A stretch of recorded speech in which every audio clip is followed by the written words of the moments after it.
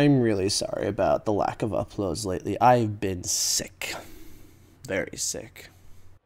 Welcome to the Planeswalker Project. So a lot has happened in the world of Commander over the past 2 weeks of me being out of commission, and I wanted to talk about what's going on in the Magic the Gathering world. Starting off with the elephant in the room, or should I say the emissary in the room.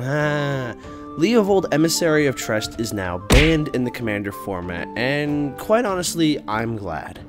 Leopold was a very oppressive commander, and yes, there were answers to him, but the problem is he was a powerful and cheap to cast commander in a color that had ramp, and he changed the game in a very big way. When your opponent gets a Leopold out, you have a very, very short lifespan from that moment that he's cast till the moment the first wheel effect hits the board, and you're effectively top decking the rest of the game, if even. You will not have the opportunity to react most of the time. A skilled Leopold pilot could easily lock every player out of the game, which is not a fun environment. Think of it this way: a well-crafted build could drop Leopold turn 2, and then something like Teferi's Puzzle Box turn 3, and then from then on, that Leopold player is basically playing solitaire, and that's not fun for other players. Commander is supposed to be a fun format where everyone can enjoy the game. If only 3 players are simply sitting there and watching Leopold do his thing while they sit empty-handed with a nearly unplayable board, what kind of experience is that? I, for one, am glad they banned him. The next ban list update was the unban of Protein Hulk. I personally feel I can't make an honest judgment on how he will affect the format until I see him in action some. His ability is powerful. It's very, very powerful, but maybe not so much that he will warp any format to the same extent that Leopold did. Next up on the plate is Commander 2017, which is actually really cool because we're already talking this year's Commander Precon. That didn't take long at all. But what sets this year's apart from previous ones is the news that instead of the typical 5 decks, we're only going to be getting 4 Commander Precons this year. And in addition, they're going to be tribal decks, which, alright, cool, I could be down for tribal.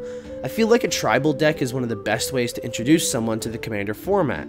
A deck featuring a prevalent tribe offers a nice amount of synergy and power, and it can be relatively inexpensive to upgrade depending on which creature type you're going with. My question is, which tribes will we be seeing? Obviously, the first 2 I think of are elves and goblins, which I'm honestly not sure about elves, seeing as the Freyalise Precon from 2014 was basically an elf deck.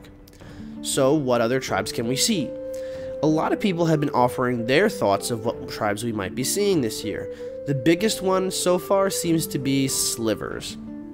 Do I think we're going to be seeing Sliver Tribal in Commander 2017? No.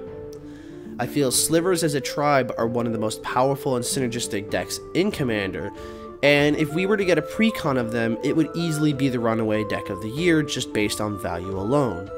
Plus, a 5-color Precon among several possible 1, 2, or maybe 3 color decks seems a bit outlandish. Zombies seem to be a pretty popular tribe this year, and given Amonkhet is giving us some new white zombie ability, perhaps we'll be seeing some tricolor legends open some tribal decks to new colors, Esper zombies perhaps.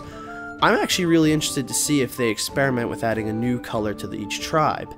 Elves typically are in green and black, goblins are red with a few splashes of black, merfolk are blue with a few fish in white, zombies are blue and black, and vampires are black and red. Kithkin might be a fun tribe to try and bring back. The main thing to consider is color representation. Each color of Magic has one iconic tribe of smaller creatures like the merfolk and the elves and the goblins. Now, since we're only getting 4 decks, my question to you is, will there be a color that ends up being relegated to merely a support color? Lastly, we have a new set coming out this year that is sure to have some Commander goodies in it, I hope. Iconic Masters, this year's iteration of the Masters series. But rather than focusing on one format in particular like the Modern Masters series or with Eternal formats and the Eternal Masters, Iconic Masters will focus on cards that are iconic to Magic the Gathering. This will be rather interesting, as some of the most iconic cards in Magic are also some of the most powerful. Anyway, if you enjoyed this video, remember to hit that like button down below.